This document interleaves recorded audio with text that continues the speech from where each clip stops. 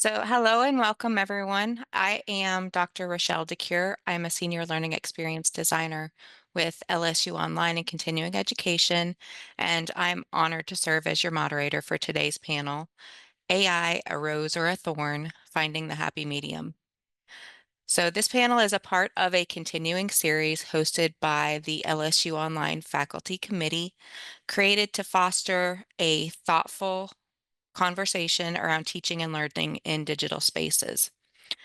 Since generative AI is showing up more and more in our classrooms, whether we're ready for it or not, we need to know how it's shaping the way we design courses, engage students, and think about our academic work.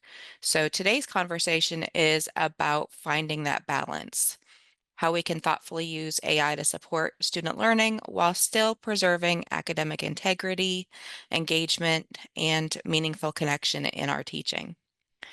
We are joined today by a fantastic group of panelists representing a range of disciplines and campuses across the LSU family. They'll be sharing their experiences, some insights, concerns, and practical strategies for using AI thoughtfully in teaching. Before we jump in, just a quick housekeeping note. This session is being recorded for those who couldn't attend live, and we'll also have time at the end for audience Q&A. So feel free to drop in your questions in the chat as we go, and my coworker Hala will be monitoring the chat for any important questions that need to be answered immediately.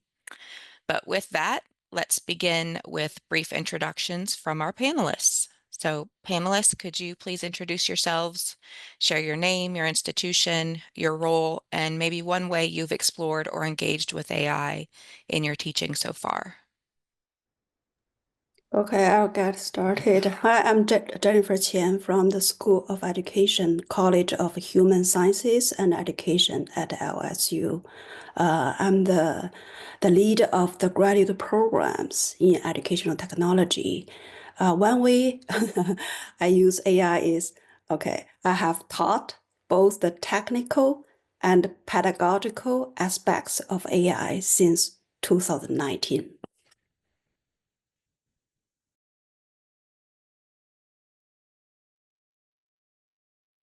I'll go next. I'm Jennifer Manning. Glad to be here, Associate Dean for Undergraduate Programs at the School of Nursing at Louisiana State University Health Sciences Center. Role in Associate Dean includes many hats ensuring quality of baccalaureate education in nursing. One way that I use AI is in data analysis of my research and identifying themes across qualitative data that I analyze, as well as educating students in the use of AI and their various courses. Thank you. My name is Wes Ladd. I'm an instructor with LSU Online and the College of Business at LSU. I teach cybersecurity risk management. I also have two separate startups that do things either adjacent to or focused directly on AI. So I work with it in my day-to-day job as well.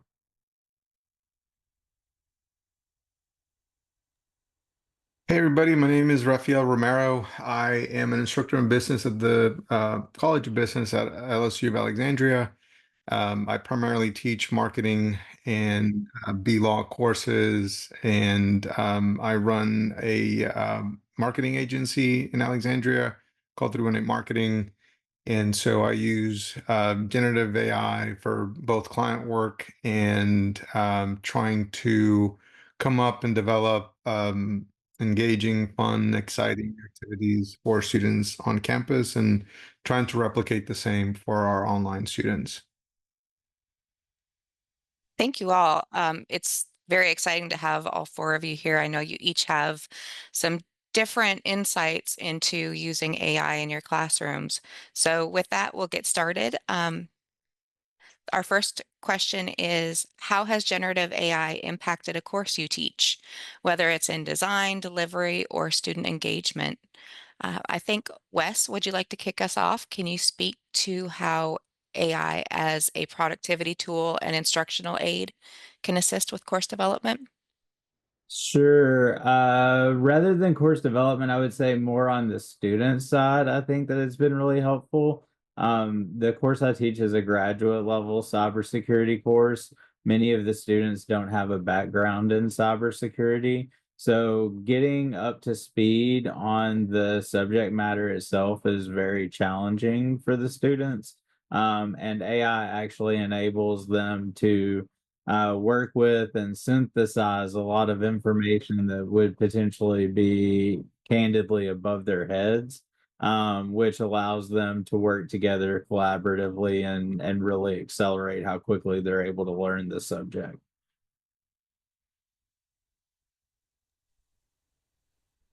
It is very interesting to see the way that it takes shape with both the students and the faculty. Um, Dr. Qian, can you highlight some of the tools and design strategies you've used across the programs? So I teach, as I mentioned, I began introducing and exploring AI in education back in 2019 as part of my course, Tech Leadership in Education. At that time, the focus was mostly theoretical, conceptual, addressing concepts like AI, what it is, what it looks like. Uh, uh, uh, uh, my students and we explore the technical affordances and potential impact and how AI could be applied within educational context. Because that course is called Tech Leadership in Education. So the focus is on AI's catalyst role in academic and pedagogical innovation. But everybody knows since the release of ChatGPT 3.5, which is still free, uh, in late 2020, the exploration of AI has shifted towards more hands-on, practical engagement and not only ChatGPT, OpenAI's ChatGPT, Google's Gemini, Anthropic's Claude, and the most recent Grok and DeepSeek. DeepSeek is pretty unreliable in terms of its performance. Okay, so this change has allowed me to introduce AIs that students could actively use. So students use, right? I introduce them because I'm in this field. I know all those fields. Daily work is to study the affordances of new model, right? To compare ChatGPT's the open model until the most recent 4.5 model. They are so different in performance.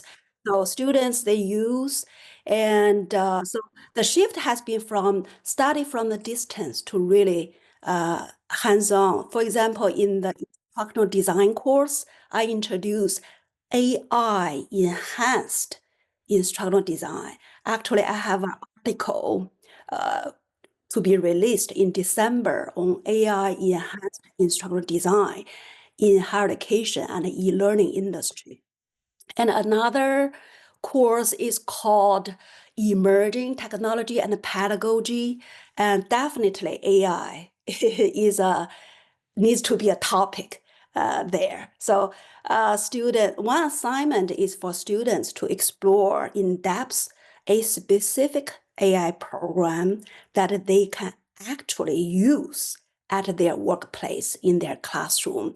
They need to explore the technical affordances of that specific AI model and the corresponding instructional benefits. For example, the ChatGPT 4.5, it has very sophisticated reasoning.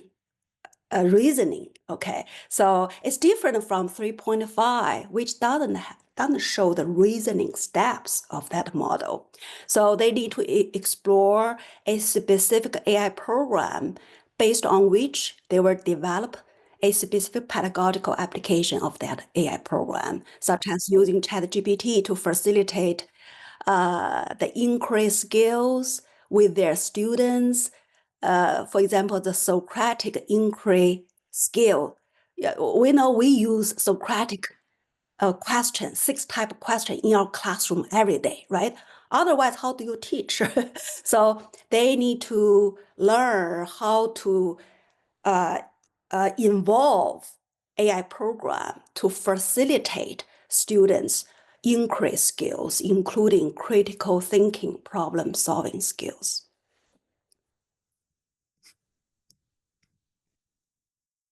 Yeah, so I use AI in a couple of courses, and I think it's so exciting to be a professor in this era where we're able to recreate, reinvent assignments and design them in a way that speaks to different types of learning abilities from our students. And then we're also able to create art that we were never able to do before in this speed. So it is truly fascinating. So I teach a course called Negotiations. It's your typical scenario-based class where students are expected to engage and to speak and to not speak and to listen and to practice all these skills. So I use ChatGPT to create scenarios for both students as we pair them up. And we have a book. And so I say, for instance, use Chris Voss, Never Split the Difference framework, for example, to do an exercise called mirroring, right? That's big part of his theory is that you, through spoken word, mirror the other side and ask a lot of questions. So I find that ChatGPT is pretty good at this. So anyways, at the end of this negotiation class, students, the comments were that they've never spoken so much before in a class, right? Because again, the exercises were designed in a way to engage them. And I think as you enhance the way that you prompt, and you use these AIs, you're able to fine tune the outcome, the format, exactly how exactly you want it to look like, the language, the energy, the mode, everything that you want to really fully use. And then the last piece is we have an introduction to business class, and we have at a competition called Bark Tank, which resembles Shark Tank. And this is a course for freshman students. Half of the students are not even business majors, but they, through AI, they have to build a business plan. They have to create a business name, a logo, a brand kit. They have to fine tune their target audience. They have to figure out a budget. They have to, essentially create a business plan that would only be useful for somebody who is requesting funds from a bank or for just external money, right? And it is fascinating to see what they're able to do. And my policy in that class is you must use AI. There is no way around it. You have to use it. But then they're forced to use their critical thinking skills by localizing the content, right? That's something that AI can't do for them. So it can build a business plan, but it can't really tell you, certain behaviors or patterns of behaviors from the people of Alexandria, and that will entail actual marketing research. And so I think the key is to create a craft assignments that allow them to use it, but also force them to use the theories and the skill sets that we're trying to teach in class. So thank you for those insights, and building on those thoughts, that kind of brings us nicely to my next question, which is how are you helping students use AI responsibly while also preserving their critical thinking and academic integrity? Raphael, can you share how their responsible AI use is embedded in that project? I'll be frank with you. I think we're at a point in that I think we need to revisit what academic integrity is, because you see the market rewards people who work together, right? We all love that person that's able to be compassionate with us and listen to us and acknowledge our work, right? And so I think in academia, we've been working on this mindset of individual work and just, you know, like a quiz, for example, right? When you quiz a student, we penalize them for cheating. But in the real world, if I have a question that I don't understand, that I need help, I will do what an academic setting we call cheating, right? And so for me, I've been really intentional to move away from that framework and actually allow students to use whatever resources available to them because they're going to do it anyways, right? And so I think clear instructions is a good way to start by saying, hey, look, this piece of this assignment, go all in, 100% use AI. I don't care if you copy and paste, right? But for this piece, you know, I create certain indicators in my rubrics that make it harder for them to use AI. I think it's finding that balance that you know, it is not an absolute. In that approach, I don't use it in other classes, right? In other classes, you might have you know, if you're doing a writing intensive class, absolutely your approach to AI is going to be completely different. But if you're a creative, so for example, if somebody wants to use a logo and wants to play with the logo, they're not graphic designers. So of course, please use it. No issues, right? But for example, when you're coming up with a budget or a P&L statement, your work is you can't replicate it with AI. It has to be something that you generate on your own. So I'm being very broad with this because I think this is something that we have to be very careful when we talk about, you know, integrity and ethical use of AI, because it's going to depend on what industry, what field. Even in English, for writing, it could be very, you want to be strict, but for a creative writing, you don't want to be. I mean, it varies from field to field, I think. And I'll add to that. I appreciate you highlighting a different approach. I couldn't agree more. I teach in the nursing school, and one of the classes is an ethics course. So clearly in that ethics course, we have an opportunity where the students can debate the pros and cons of using AI and what are the challenges, what are the pitfalls that they can face, and what are the ethical considerations. On the flip side, when I'm in a practice-based course where we're trying to identify trends in a patient's, you know, vital signs, so to speak, in a lab, it is absolutely perfect to use AI to help us. That is a tool that can help us be better providers and identify things that are going wrong with the patient, possibly sooner than the human eye could, with so many data points coming at us in the electronic health record.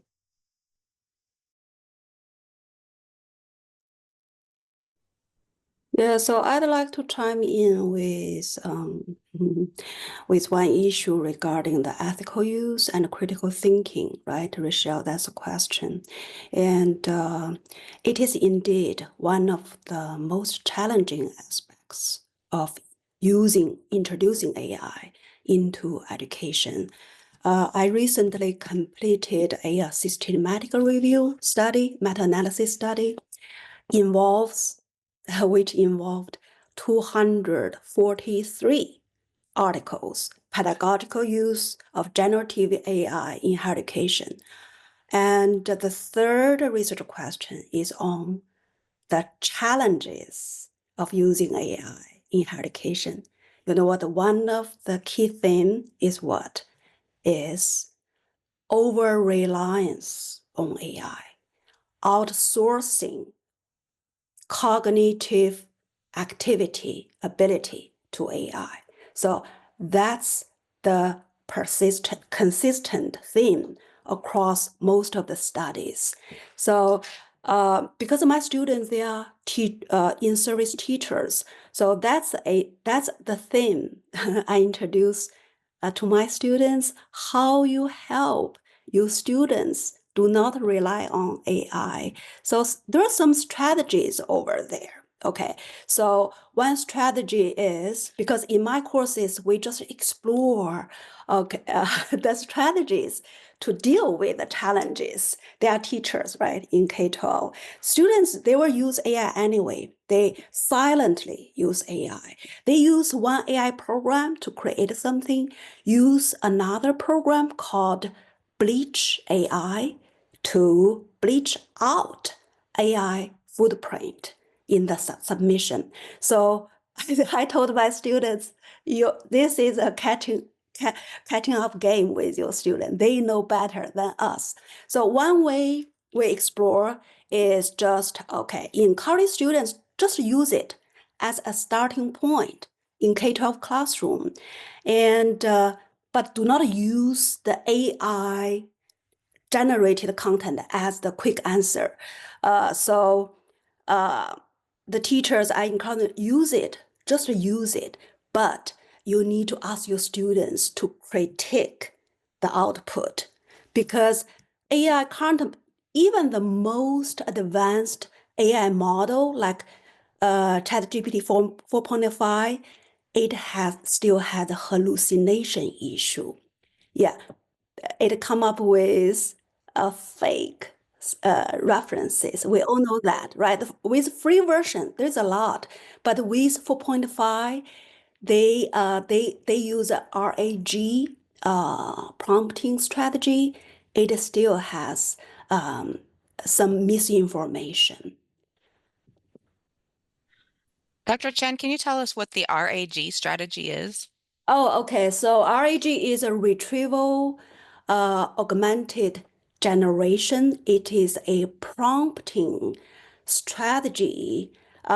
Could be both technical and pedagogical. So, when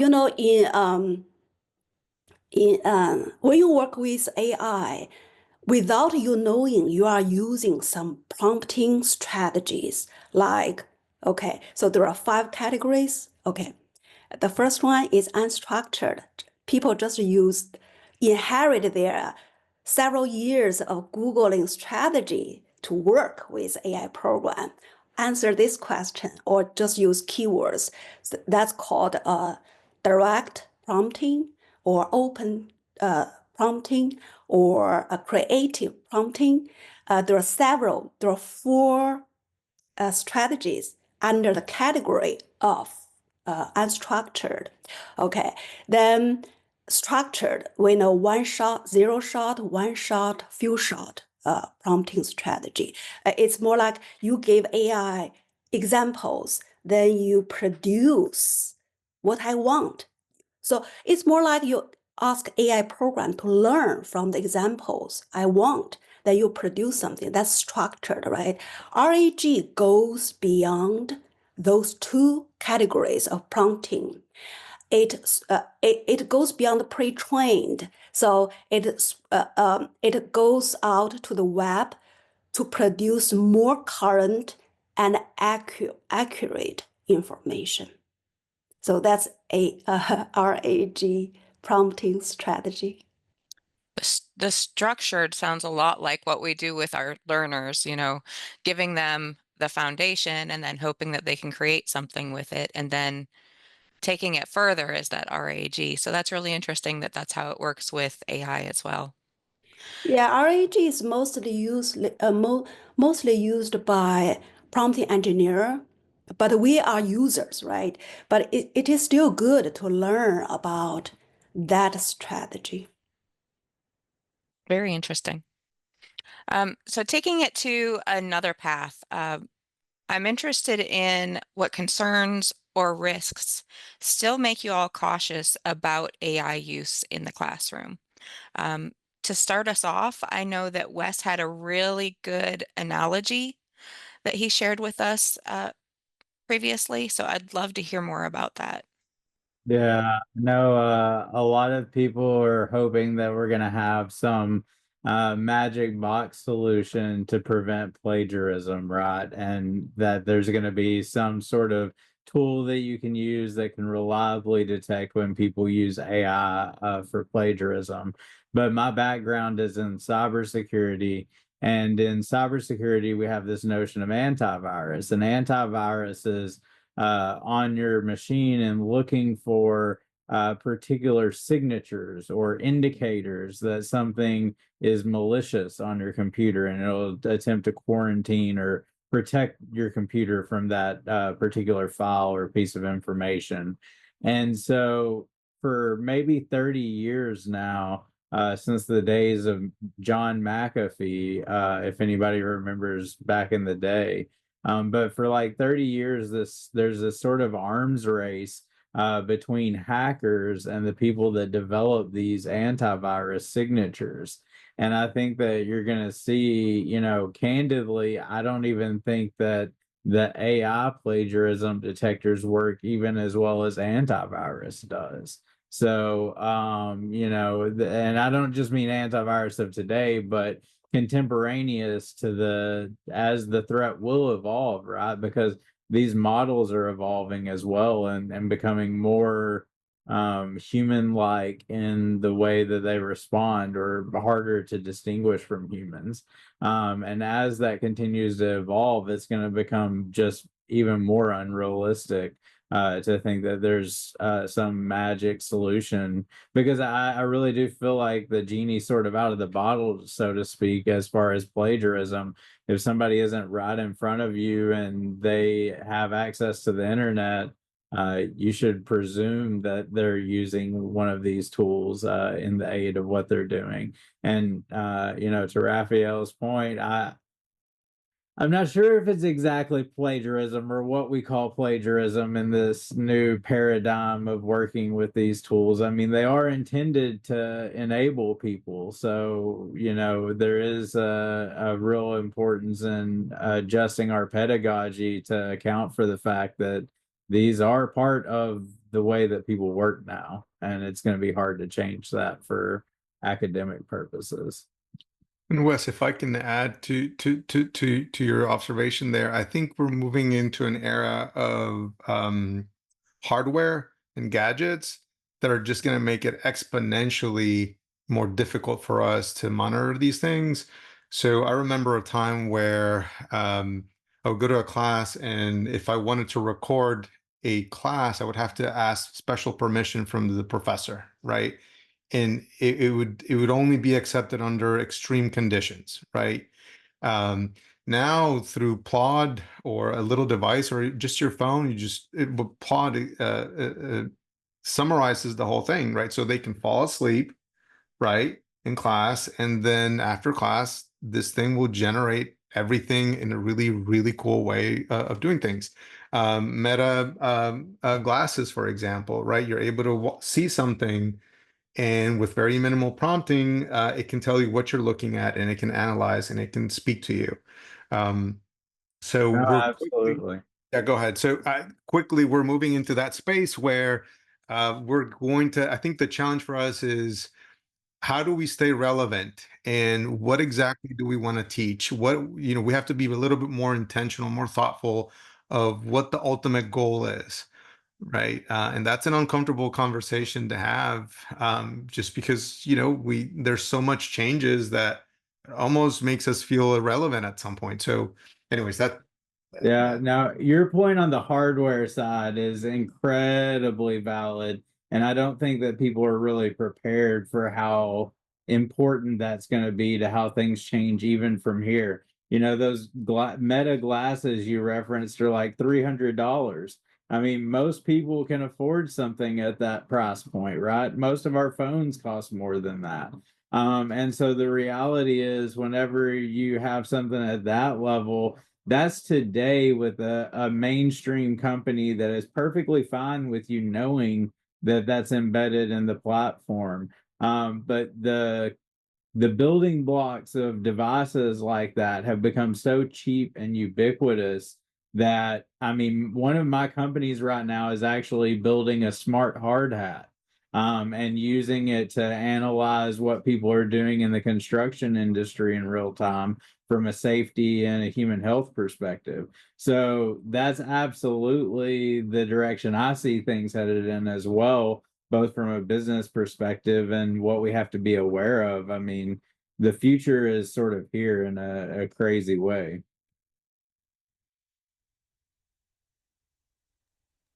And I'm happy to chime in and talk a little bit about how some of these challenges relate to the pre-nursing tracks. So one of the most important skills for our students is to be able to navigate a tremendous wealth of scientific literature to identify some key takeaways based on maybe a course that they're taking on a particular population.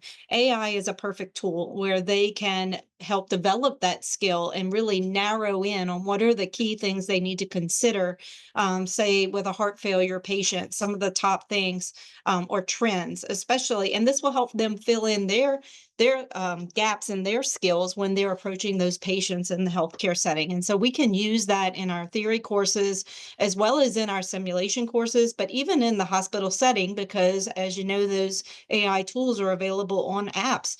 The students can even use it in the hospital settings along with the faculty. Those are really interesting insights.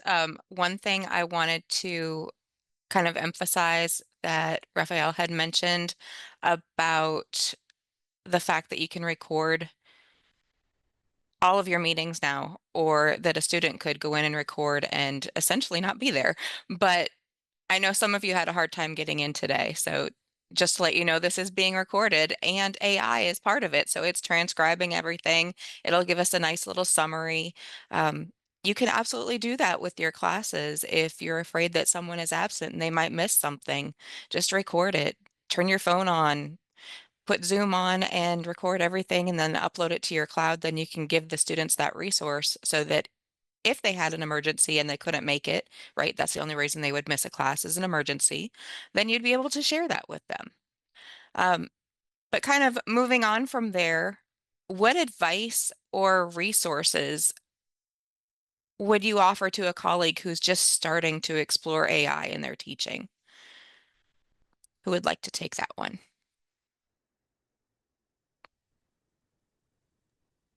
Yeah, mhm.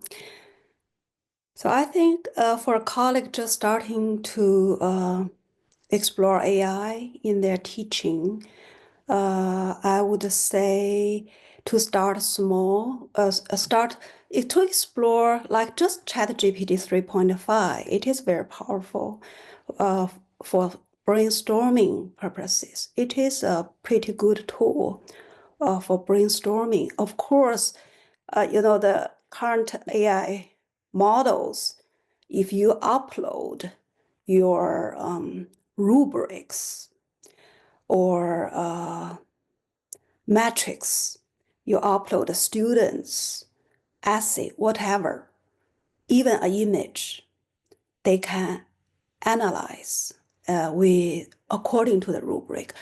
Of course, uploading the students' work to AI program is not allowed, right? But for students,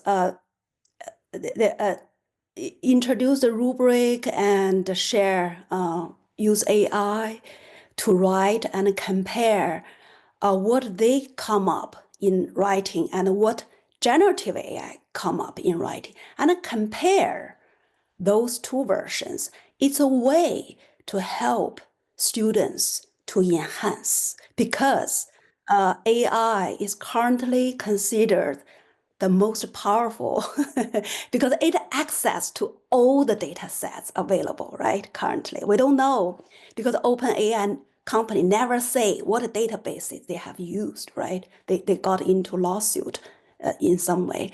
But anyway, they read more than an individual person's brain. So why not take advantage of that for brainstorming purpose? Yeah, start with brainstorming. I'm happy to chime in. I remember, with the advent of the large language models and especially Chat GPT, which Jennifer mentioned, that's free. So now it was at everyone's fingertips, and asking myself, how can I learn more about it? How can I start to integrate it into my practice and into teaching, and where do I start? And so I remember that very vividly, and thinking, just dive in, just start trying to use it. And I did, but the one thing I think that helped me the most was to identify a course or a class, something that will take me through various modules. And the big takeaways are, it teaches you about prompting. You really need to learn how to properly prompt with AI, but it also introduced me to concepts that I needed to be aware of, and that was biases with AI. What are the downfalls? What are the pitfalls?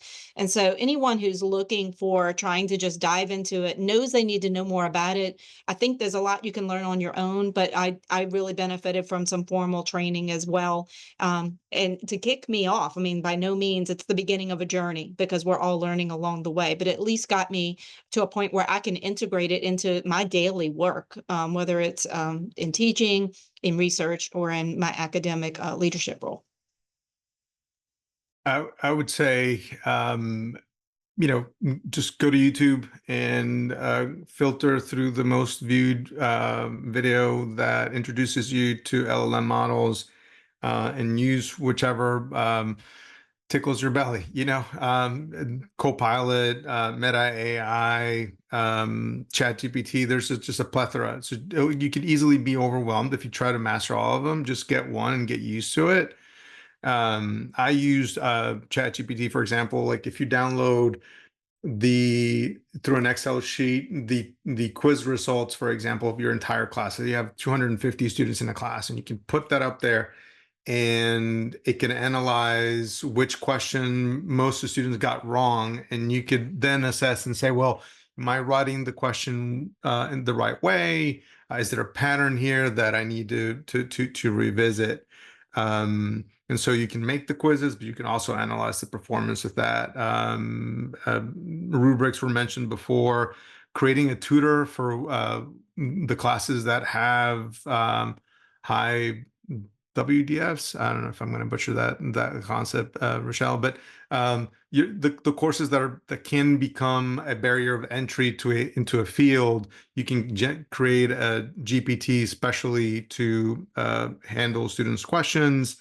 I've used it for ADA compliance. I work with Mitchell. I saw him here. He's joining as a fantastic reviewer for our GDM process, and we ran through some issues there. I used a podcast, for example, just as a additional work for the students to listen to. But then the issue was, how can I get a transcript of this? So using Notebook LM, I was able to get a transcript for that. There were some issues with the instructions on a Word document, not in compliance with ADA. So I uploaded what I had was in non-compliance to ChatGPT and say, hey, do this again in a way that it complies. And it saved the day for me. So when I'm applying for grants or other big scholarships or things of that nature, I upload the policy, the requirements, and I just have a conversation with it to have more clarity. And so that's been helpful too. I use Napkin AI and Canva and Adobe Firefly to put more graphs in my presentations and things of that sort.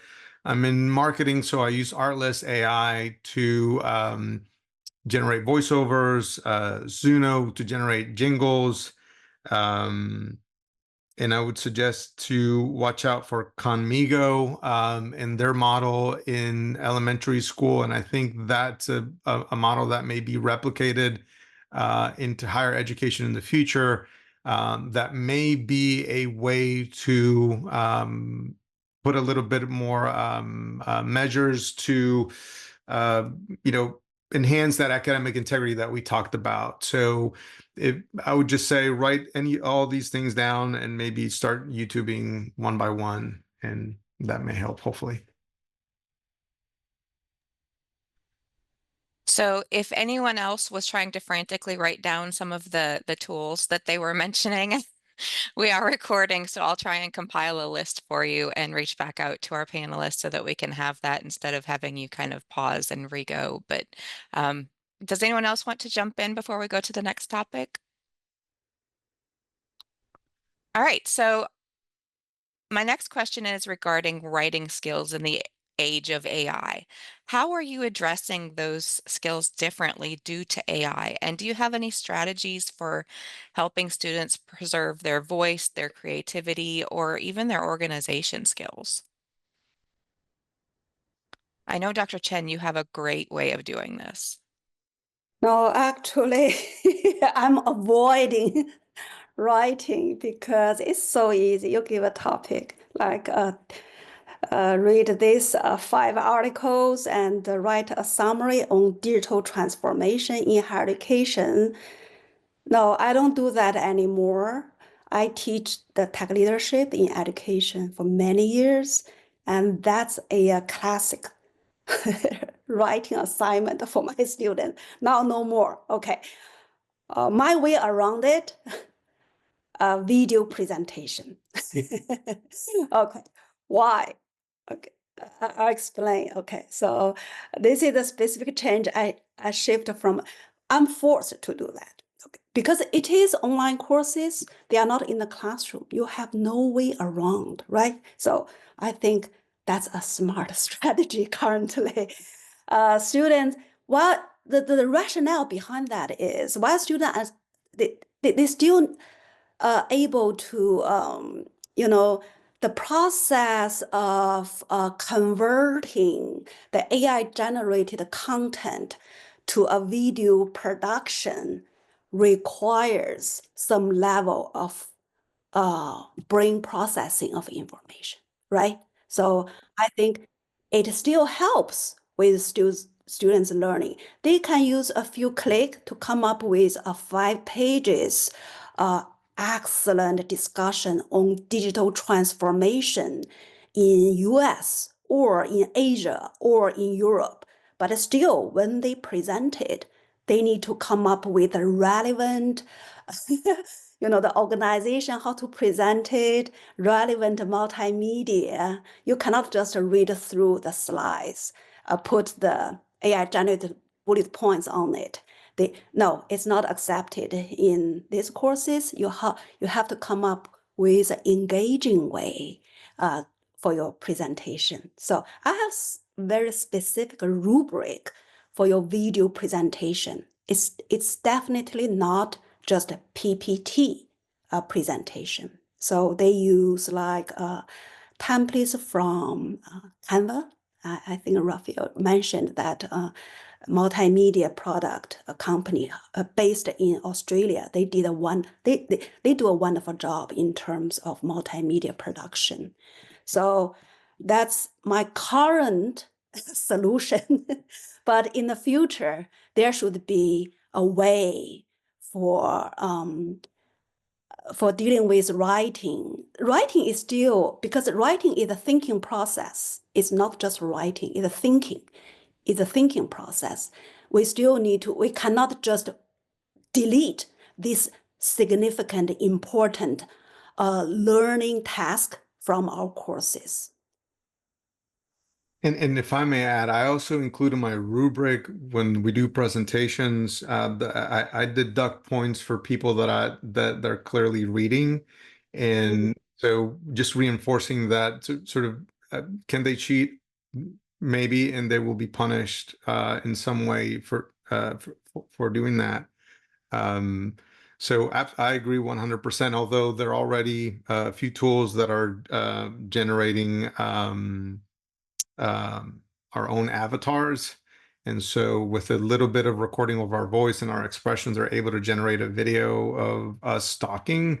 So I could see where in the near future, even presentations will be somewhat of a challenge. But yeah, I think the name of the game is quick and accelerated adaptation of what's happening, and just staying up to date with the trends and adapt your courses as we go. Yeah. Oh.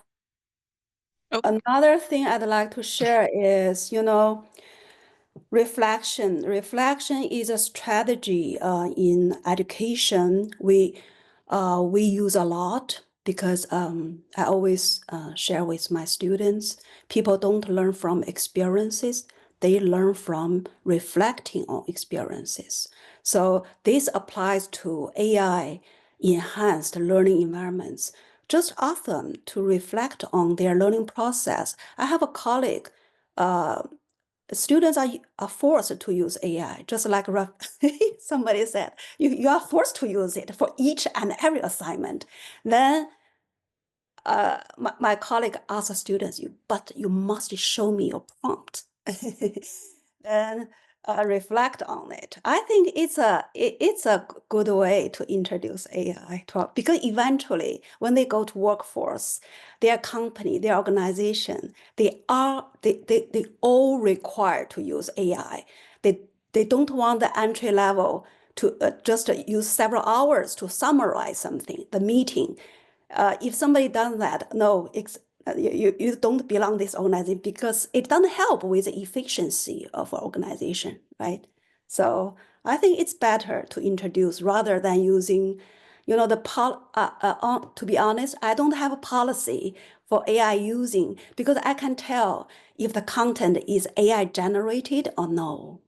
Yeah, even they use the bleach program to bleach out the AI language, the verb, they change the verb, but still the content, if a professor is the content expert in your field, you can clearly tell if the content is generated by AI or by the student. So the name of the game is just trying to stay ahead of our students and teaching them an ethical way to use it so that they kind of avoid using it other ways. So thank you guys for your thoughtful responses. We're going to open the floor for some audience questions now. So if you haven't already, please feel free to post your question in the chat and I will read them aloud and direct them to our panelists. So panelists, feel free to jump in if a question speaks to you or your area of interest or experience. So Richelle, I can kind of highlight a few as we get started. Would that work? Okay. Someone did ask if there are any training workshops for faculty to get a complete AI novice get comfortable with generative AI. I responded in the chat there. I'm not sure if, actually, y'all might not be able to see that. So I'll post this response publicly. But we do offer a workshop, kind of an introductory workshop on generative AI. And that workshop recording is available on our website. So this is something, Richelle, I made a note so we can include it in the post-event email. Also, we have a webpage dedicated to AI resources. So I highly recommend checking out that website I just posted in the chat. It has a bunch of great resources, also a database of different AI resources that have been kind of curated by members of our team. So I highly recommend checking that out at some point whenever you get a chance after today's session. So one question that I do want to kind of maybe bring up as the first topic is somebody asked, have you encountered any students who have concerns about their data being used for AI training? If so, how do you address those concerns? I'm not sure if this was specific to a specific panelist, but if you do use student data or their activity or their input to train AI, have any concerns from students been posed? For the AI models, any AI program, there is go to the setting, and you can turn off that model to use whatever question you input, go to the training data. So that's a feature because it's required by the law. They cannot just use the users, whatever data question they upload to train their AI model. I would caution in that regard. It may be the law. I think that there are unscrupulous AI platform providers and ones that are hosted in other jurisdictions where that may not apply. If and where that doesn't apply, you should be expectant, not even concerned, but expectant that they are using your data in that manner. It is one of the chief ways that they create better models is by detecting where users have positive reactions to the conversations they have with models as a positive indicator that that is the model reacting in a way that the user finds desirable, and that can train a better model over time. So every platform that hosts models has a desire, if not an outright financial incentive, to use your data in that manner. So it's really a question of the how much you trust the company that you're dealing with, more so than is this something that I should think is happening. They're highly incentivized to want to do that. So either you can host your own, or you can pick certain companies that you believe from a jurisdictional perspective are going to be required to follow those laws as applicable. Yeah, that's great to know. And also, faculty are not supposed to upload anything to any AI program, right? Why? Why are you uploading students' work to AI program?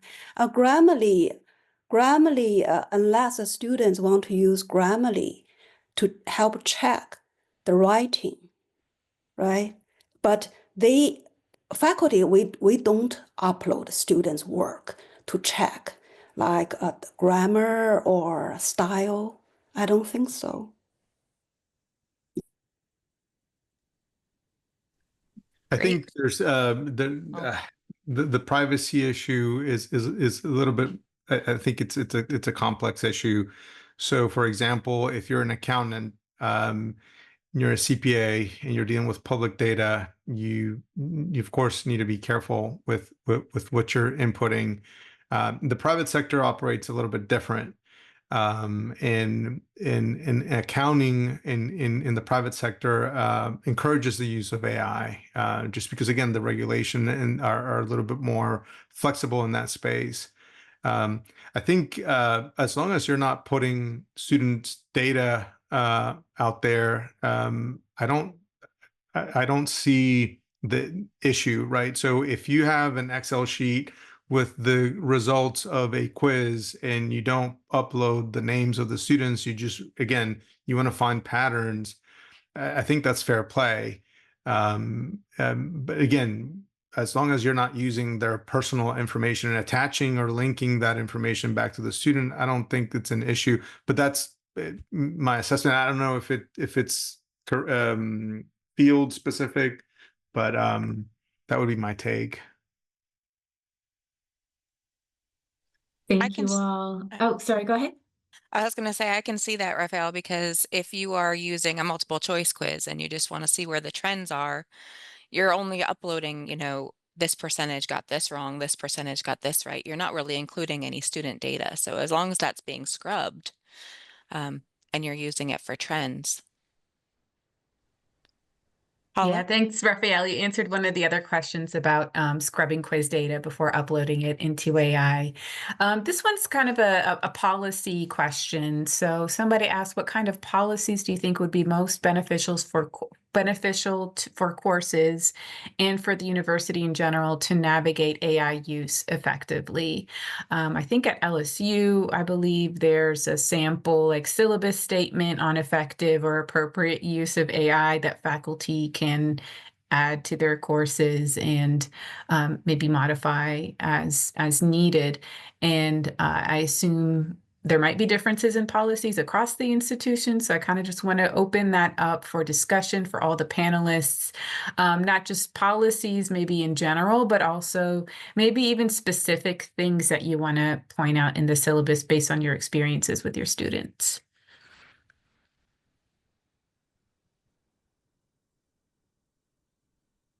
I'll say I don't want to speak on behalf of LSUA, but I think I want to say our approach has been a lot of flexibility. So there are templates out there, and faculty are able to pick whatever way they want to go. But we're not pushing a certain type of way of handling it just because it's so industry specific. So I think flexibility is important, but also as you insert flexibility, you need to explain that just because Professor Romero allows you to use ChatGPT to build a business plan doesn't mean that you can use that for Professor Joe over there that's teaching English, and he may have a different policy. So I think what's important is for the student to know what are the boundaries and what's the scope of the AI used in each individual course. And so we need it up, but the student needs to understand that the rules will have to inevitably change depending on what class they're in. I think that's important because that then allows faculty who their discipline relies heavily on AI. So marketing, for example, it is crucial for us to graduate students who are able to come up with a list of at least, I don't know, 10 AI tools that the industry, the marketplace is using. So flexibility would be, in summary, what I would suggest.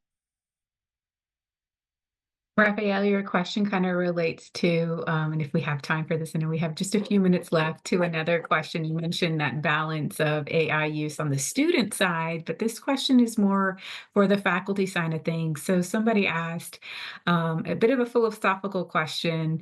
How do you counterbalance the use of AI so you as a faculty member can work efficiently but avoid finding yourself in a position where you feel like you're playing the role of an editor of AI generated content? So kind of finding that balance.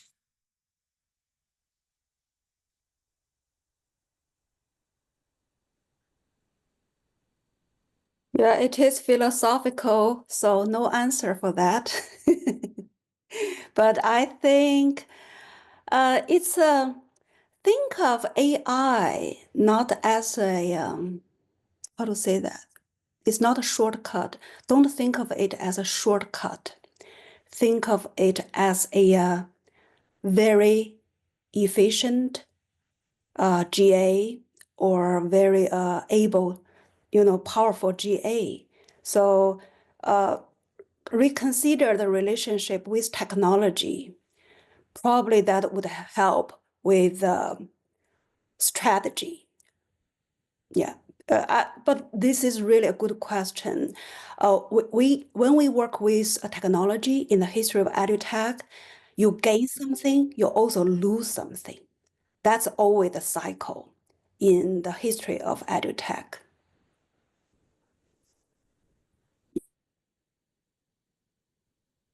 Yeah, just to piggyback on that a little bit. I mean, I think that one of the things that I've noticed, and this is in my working experience with AI as well as in my teaching experience with AI, is that for people who are new to a subject, AI can be very almost detrimental, right? If you just let AI feed you everything from the beginning and you don't have sort of a wrestling with the subject moment, then you don't really know the limits of the AI and you become way too trusting of the AI. But I do see a real value for AI in relation to people who already know a subject and want to push their knowledge of a subject farther with AI. I think that that is where AI really shines. To give you an example of in the software development field, I do a lot of software development in my day-to-day job. And as somebody who knows what I'm looking to build in software, I can use AI tools now to build things that are both more ambitious in scope than I would have previously done and be successful in doing that. And simultaneously, I can do that at a much faster rate. So I've had people say that, my output for a single day is representative of a couple of weeks of my output prior to using tools like that. And I find that, at least from a mathematical perspective, that's absolutely true, right? Now, do I understand what I built in the same degree of depth? Candidly, even I don't, right? But I do have a number of telltale signs that I, as a quote unquote expert in software development, can identify and say, well, I have confidence in these aspects of it because I have that software development experience to have confidence in that. But that's really where I think that AI both shines and then on the flip side falls short, and where people err in thinking that, oh, AI is some sort of shortcut that I don't actually have to learn this. Well, no, that's only to your detriment and the detriment of anyone who relies on your knowledge in the future. These were all some really great insights, and thank you to all of the panelists for really your thoughtful and engaging discussions. I appreciate you all, and thank you to everyone who joined us today. So I hope that this conversation has sparked some ideas and gave you some thought space for ongoing dialogue with each other and maybe reaching out to some of these panelists. So a recording of today's session will be shared soon, and we encourage you to continue this conversation with your colleagues, with your students, with us, and through future faculty development opportunities. But I want everyone to have a great afternoon, and thank you for being part of this important conversation. I wanted to go ahead and stop recording now and make sure that everyone feels free to go on about their day. I know some of you have some important meetings, but I will stay on for a few minutes for anyone that has any questions.